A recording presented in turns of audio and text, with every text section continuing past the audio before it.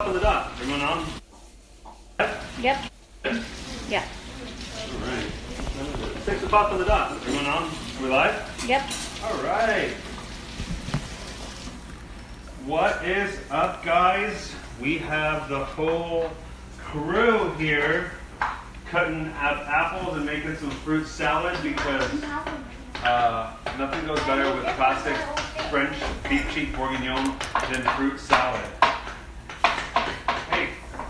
Guys, can you be quieter? The trick is to cook less annoying.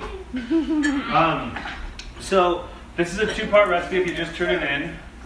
And if you got slightly confused, we accidentally posted Sunday's recipe ahead of tonight's demo.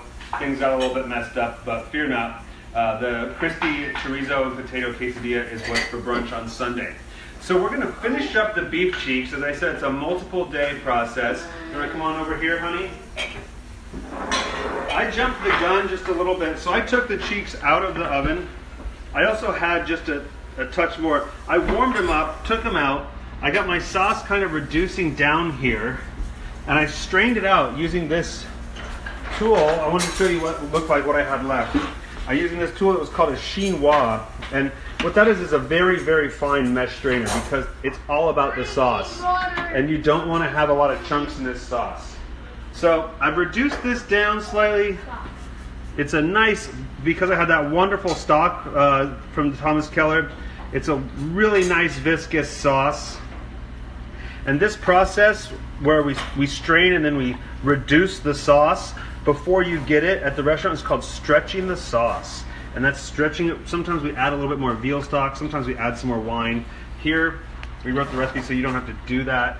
But this looks really nice.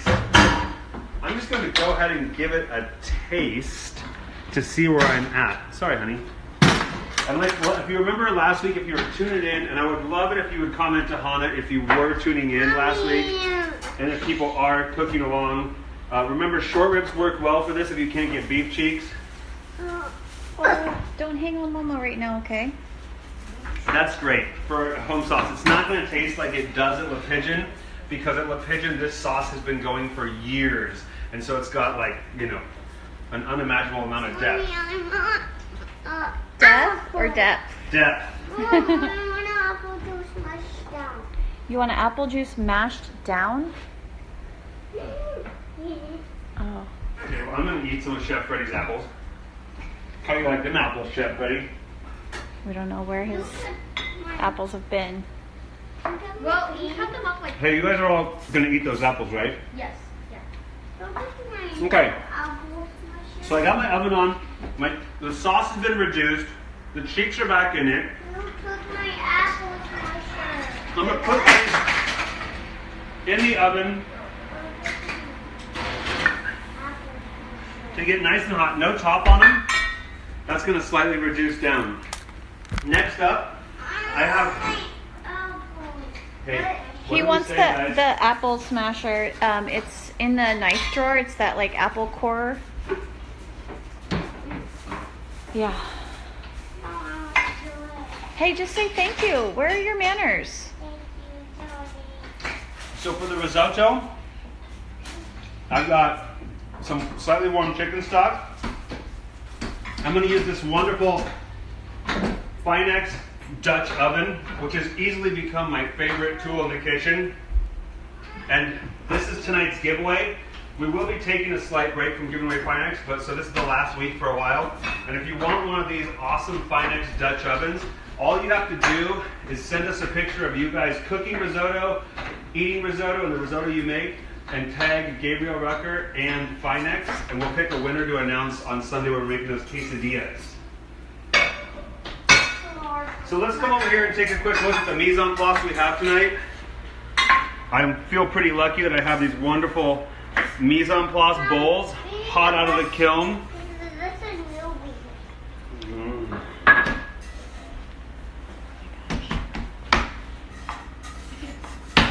Is that good? So we got the mise en place here. The Brie cheese, you want it kind of warm, so I nuked it for just a minute. Brand new bowl from Hannah Rucker Sculptures. This one is my favorite, by the way. That's why I put the best ingredient in it. All right. I didn't have chives, so I used a little bit of green onion. Parmesan cheese. This is Kraft. Arborio rice. Someone asked me about if they had just short grain white rice because they couldn't find arborio. Sure. Chili oil is not an ingredient.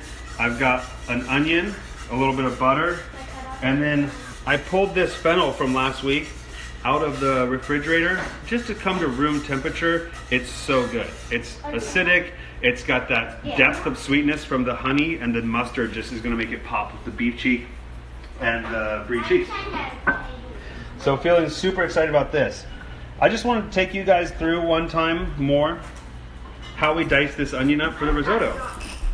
So I've got an onion. I took both sides off, the top and the root. I'm going to cut it in half. So I've got two really thick half moons. You don't show me the stuff. I'll come to you, okay? Because when you come to me, it's like goes out of the frame. Does that work? Yeah. Got a real bossy camera lady here. Well, she knows what's going on. You keep coming into me, and then it's going out of the frame. Do you like that? Yeah. Okay, so I got this onion half moons here. And now remember, I showed this one time. A proper knife, if you can see this, the tip comes off the cutting board. It's bowed that way so that you can create a rocking motion. Well, what I'm going to do is put it down flat and then pull. And what that's going to do is keep the onion together, with the exception of that first cut down here. And then I'm just going to go ahead and follow it along like this.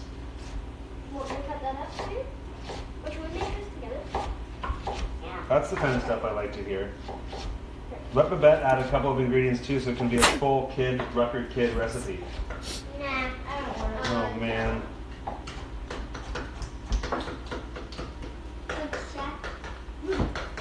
Gave the Rucker chef. Rucker gave chef. That's right. And who's the sculpture? But Mommy Rucker. Mommy Pig. what is Daddy's alter ego name, though? What's the name that he really wants to be called? Blaze Pig. Blaze. Blaze Pig. That's not what I really want to be called, by the way, okay? That's just the name that I came up with for when they were the parents. Yeah, we had a kids are the parents night, and Gabe renamed himself Blaze. Mom named herself Margot. Yeah, that's my coffee I name. thought it was Electric Booty. Electric Booty. Oh. Okay, so let's make some risotto. I'm going to put a little bit of butter in this. I'm also going to go ahead and just turn on the right burner. This can go like Be right back. All right.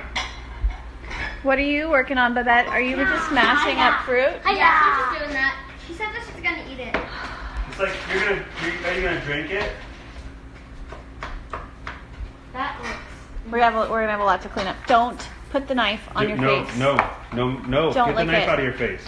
But I did all that. Babette, you don't get all of that. Can you pass them over to Freddie? And Freddie. Make a Try to have side an bowl. attitude of gratitude, okay? Make a side bowl, okay? Okay, so I got some garlic I sliced up, some onion. We're gonna add it to this here pot.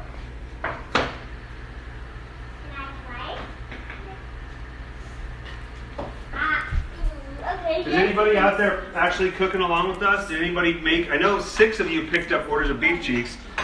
Anybody else making short ribs or beef cheeks out there? Don't put the knife on your face. That's our hashtag. There was one person that went ahead that said they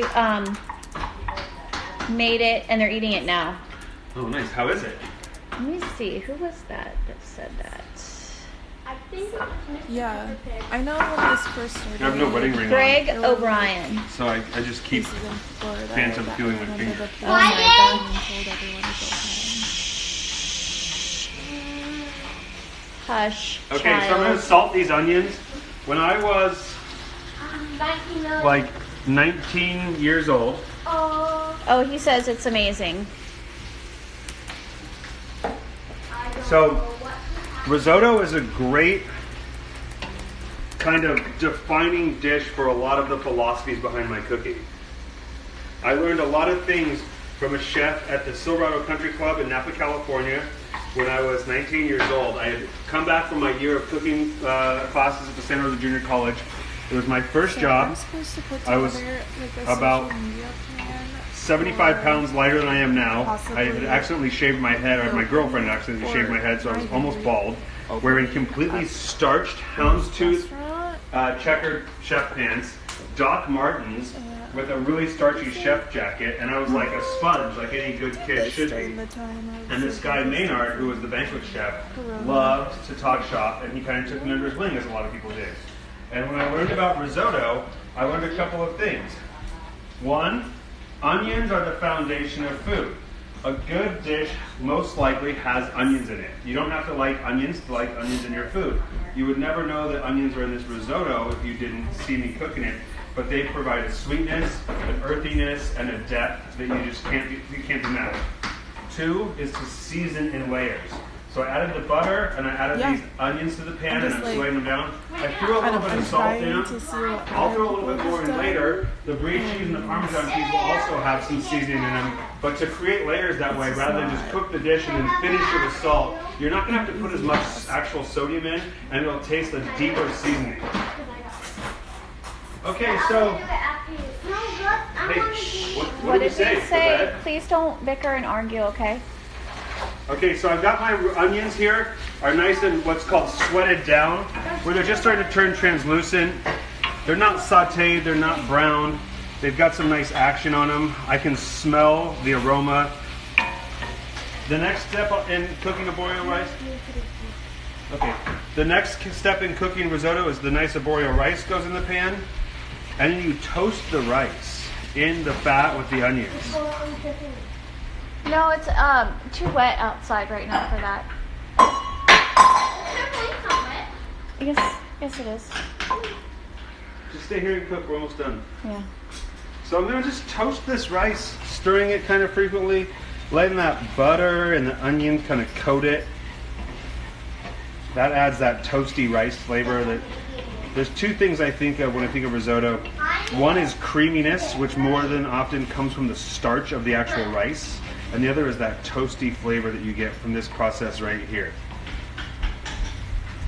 You don't want to brown the rice. You don't want it to burn. Risotto is a thing that you're more than likely kind of hanging out by the pot cooking.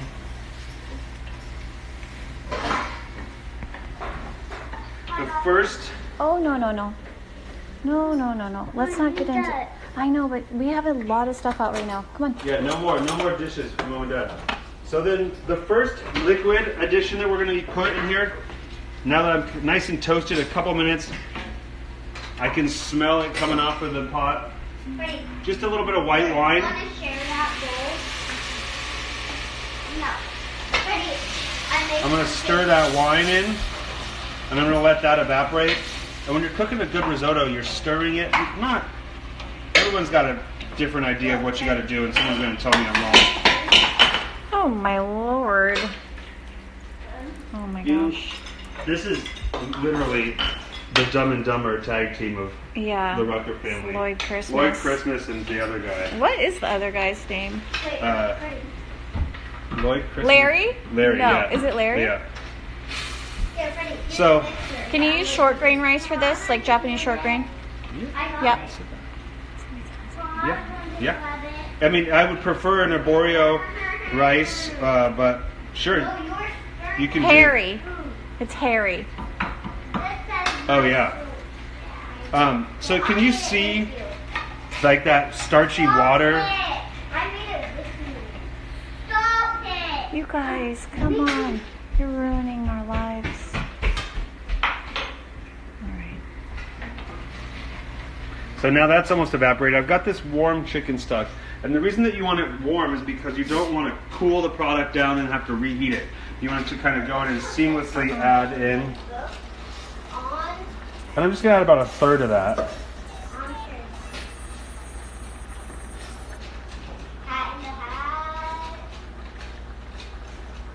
Once you learn the technique of the risotto, the world's your oyster. It's really about the stock.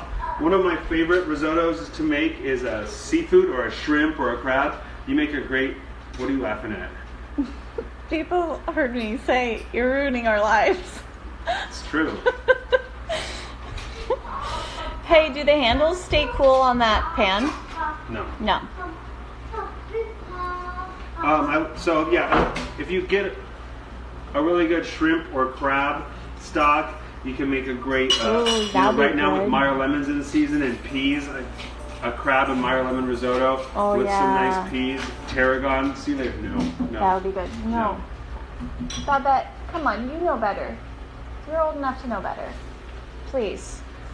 For the love of peas in a crab risotto. So, fun fact about the beef cheek bourguignon, it is the second longest, I think the second longest, because I think that it was before the profiteroles. The burger's the longest standing dish on the Le Pigeon menu. The beef cheeks happened, and it wasn't beef cheek bourguignon at first. It was a dish of beef cheeks with halibut cheeks that we ran as just, nothing was a special back in 2006. It was just like, that's what we made that night. But we served with some crispy potatoes, some red wine roasted onions and glazed carrots, beef cheeks and halibut cheeks. And we liked the beef cheek part of it so much that we got it. There was a small grass-fed beef cheek farmer, or beef farmer in Eastern Oregon called Strawberry Mountain. And we bought all of the cheeks from them back in those days. It was about 10 or 20 pounds at most a week. And that's what we went through. These days we go through about 90 pounds a week. Oh my goodness. Okay, so now my risotto looks like this.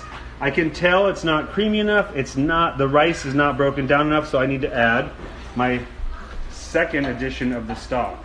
Thank you. Oh, we're getting good at this.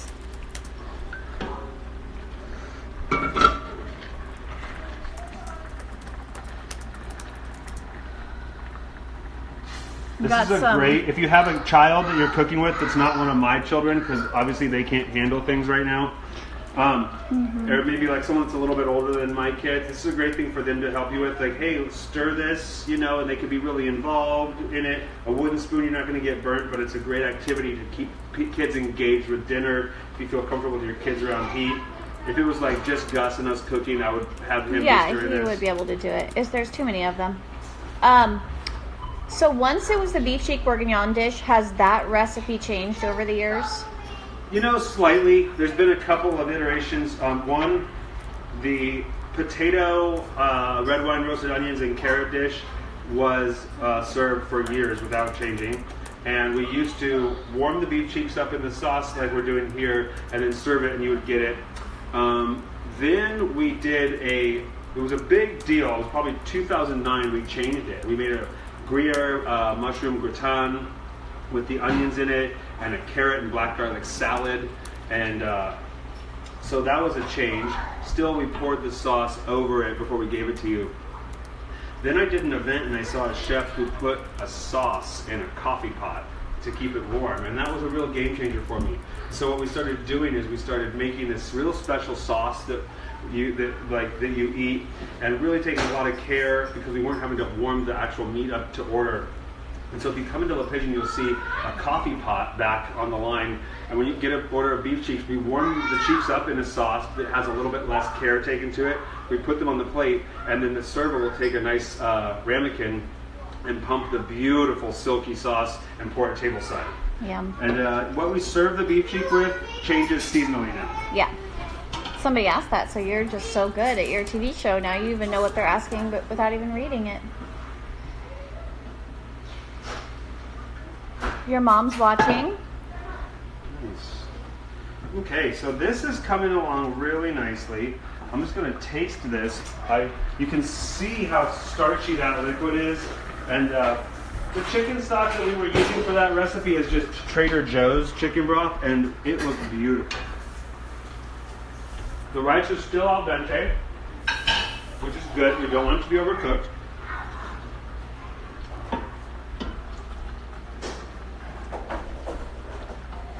You can close that cabinet that he opened. That way you don't get hurt.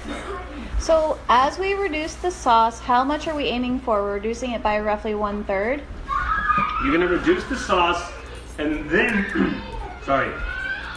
You're gonna reduce the sauce and then put them in the oven. So yeah, about 1/3, roughly. It's not gonna matter all that much. So these guys are in the oven now. They're warm. That sauce is good, but you can always reduce it a little bit more if you want. Hey guys, can you play dragons in your room?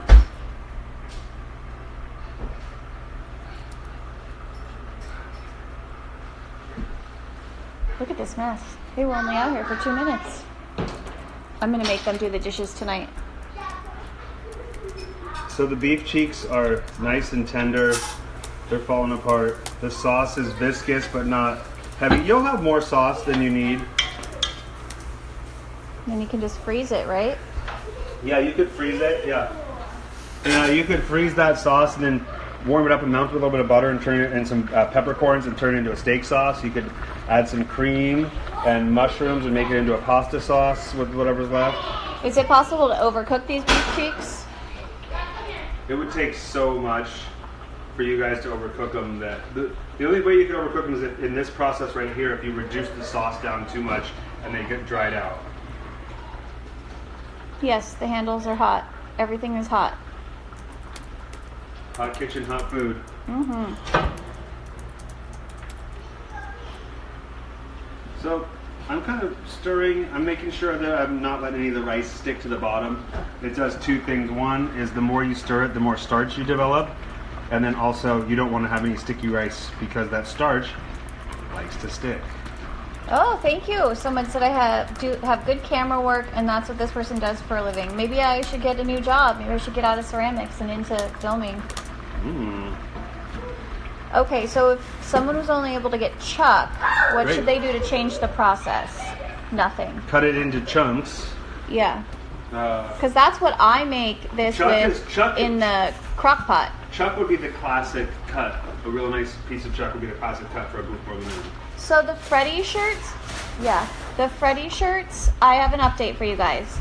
A couple of friends of ours were texting me, they really want the Freddy shirts too, and I just said, you know, we're pretty busy around here, and financially, like, we don't have like the money to just make a bunch of t-shirts and stuff, but we have some friends that want to make the shirts, and they have a nonprofit that they want to tie into it that is food related for people that are what do you call food oh, I'm the worst. Anyway, we're working on the shirts. We're gonna figure out a way. Somebody wants to make them as a nonprofit and sell them for Casey was charity. talking That's about great. putting them, making the shirts, and then on the back having the name of the nonprofit, food insecure people, and then we could donate some of the proceeds. Food insecure, yeah. So we're gonna try and make the shirts, and we're gonna try and donate the money to a nonprofit. But somebody's gonna take it off our hands for us. But the girl that did the drawing, she's actually, her Instagram is amazing. Her Instagram's called Drawn Hungry, and she's done drawings of lots of chefs, and she's an amazing artist. I'll put it on here. You know what? This rice is just a little al dente for me. I'm just going to add another quick little cup of water. Not a cup, just a splash. Taste your food as you go. So we're just going to cook this for a smidge longer. You guys also don't want us to be done with dinner already. I'm excited for this weekend's. I'm hungry. The quesadillas for brunch, folks. Oh yeah, it's going to be amazing. And then Gabe's birthday's on Wednesday next week, and so We're taking the day off. we're taking the day off. But I was half tempted to do my own cooking show and do a takeover and show you what I'll make him for dinner that night. But I don't know. So why cast iron for the risotto? Because that's the pan we have, and it's I part got this of the pan. deal. It's the perfect size. Yeah. It's got a nice thick bottom, which you want, because the thicker the bottom, the less likely it is to stick. A thin bottom pan will stick. And this is just, we have these pans just live on our stove, and we just use them repeatedly versus having to open up those drawers, Mm-hmm.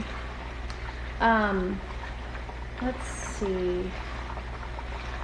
Dumb question, says someone. Will the beef cheeks get tougher in that boiling liquid? No.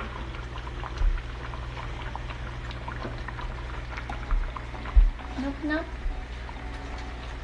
Everyone says happy birthday. So that's just a beauty right there. Mm-hmm.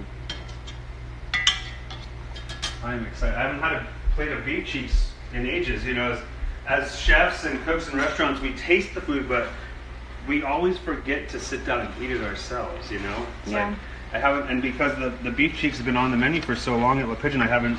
When I have gone in and eaten, it's usually one of the newer, more exciting creations that I get. But I know that Portlanders are itching to get back into La Pigeon and have beef cheeks, and I was just there today figuring out, planning with my partner Andrew how we're going to reopen, how we're going to space the tables out so things are safe, what is life going to be like when we get the go ahead, and I can't wait to be serving you guys beef cheeks. Mm-hmm. We should have a live Instagram reunion at the restaurant. So, Lindsay has a question about the pickling recipe. Could you use that same recipe for other veggies? Oh heck yeah. Okay. If it's like, say like a carrot, maybe you might like simmer it in the pot just a little bit longer because it might take a little bit longer to cook. But yeah, these recipes are meant, they can be used for other things. Okay, so al dente means to the tooth. Now this risotto is properly al dente. It's going to carry over just a little bit more. Oh, that's hot. Oh yeah. That's good and chickeny. So, pretty easy peasy. Off the heat. We're going to take the rest of the butter, the Parmesan cheese,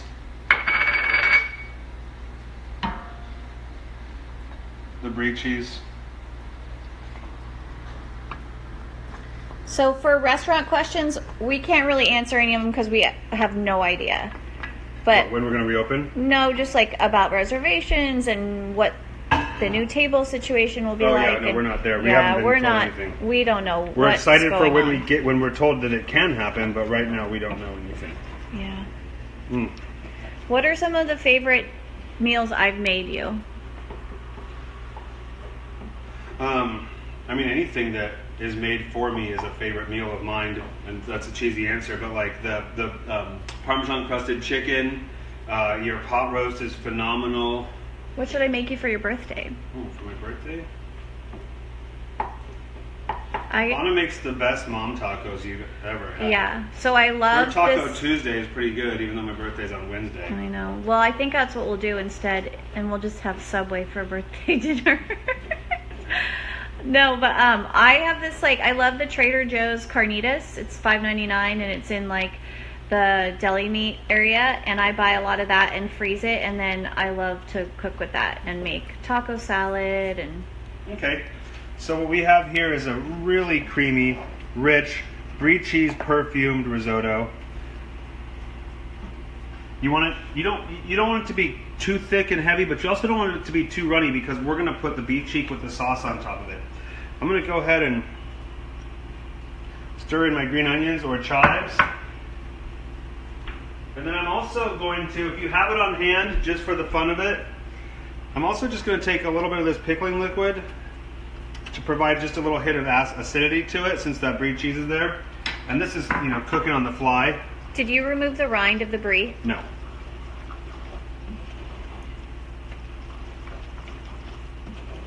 It's all in there, guys.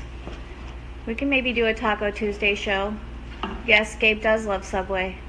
I like everything. He likes all the foods. Okay. This is gorgeous, and I'm so excited to eat this. So I'm going to go ahead and take my, we're going to plate this right here. Ooh, the fancy way. So notice I'm putting it a little bit off center in the bowl here.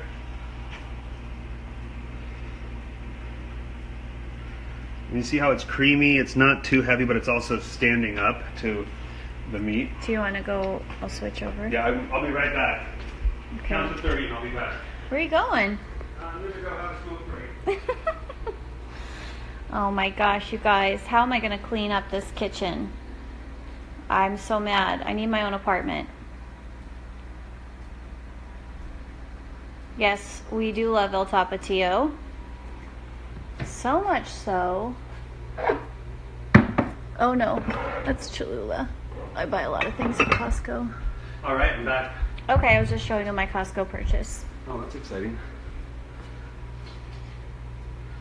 So when I plate, I'm going to use this slotted spatula. No maids. We don't have any maids here. I'm going to put a nice beef cheek right on top there. Ooh, I love it. And I'll take this over to the cutting board. I've got the tops from the fennel that we saved. I will get the dragons to help. Actually, they have a lot of chores, and that's kind of what we're filling up our quarantine time with, is unloading the dishwasher, loading the dishwasher. They fold their laundry now, so yeah, they're They getting. clean their rooms. They every clean their morning. rooms every day. They're really That doesn't mean loving. they don't mess them up. Yeah, but they love the chores because structure is everything for kids. So we have a schedule every day, and we have chores every day. Knowing that they're going to clean their rooms in the mornings too is way less stressful as a parent, because then you're not stressed like to get it clean before you go to bed. Yeah, they're I pretty kind of good really at like it to wake too. up to a clean kitchen for the most part, but I also allow myself to have a couple of dirty dishes in the sink because I know that I'll wake up, I'll put some music on, and that's like a morning meditation to make coffee and clean those dishes. Yeah, Okay, so back to our regularly scheduled programming. yeah, it's like. I'm just taking these fennel pieces, however you cut them, and have fun kind of arranging them in a slightly architectural Will you move that out of the way? way. And then just for S and giggles, if you do have a little bit of that fennel frond left over and you want to try and make a restaurant quality It's gorgeous. garnish to your dish, and then the only thing we're missing from this dish Is the sauce. The saucy said, "Don't drop it in my drawers." is that sauce. And the reason that I put the risotto on the side of the plate is so that I could just pool this nice sauce around it and you would be able to see what you're having there. That's beautiful. Don't touch it. I gotta take a picture of it. So there you go. Serve this with just a really nice salad. I would suggest the blue cheese dressing from our Cobb salad with some butter lettuce and radishes. And if y'all are lucky, you might be able to pick something like this up from the pigeon one of these weeks coming. And that's all I'm going to say about that. Ooh, yeah, we have a secret plan in the works for getting restaurant food to people quarantine style. So we're just happy everyone tuned in and watched, and we hope everybody's doing good during all this quarantine. I know it's like kind of been a tough week for everybody. This is dragging on, and obviously like it's getting harder with the kids and whatnot, but And I'm trying to convince Hannah to make more pottery, because I think that this kind of setup of the mise en place bowls, it really, as I was setting them up today with these new pottery bowls in my house, it just made me feel like really happy to be cooking in my kitchen, rather than just using like a cereal bowl to hold stuff, or a random cup or ramekin, to have these beautiful things. When I was ready to start filming for you guys, I felt like just a sense of like I was like things were in the right place. That's the mise en place. Everything is in its place, and it was looking beautiful and is in its place. So comment and let's convince at Hannah Rucker Sculptures to make us some mise please bowls. oh my god. Take care, guys. Thank you so much. Let's eat, hon. Knees, please. I like that.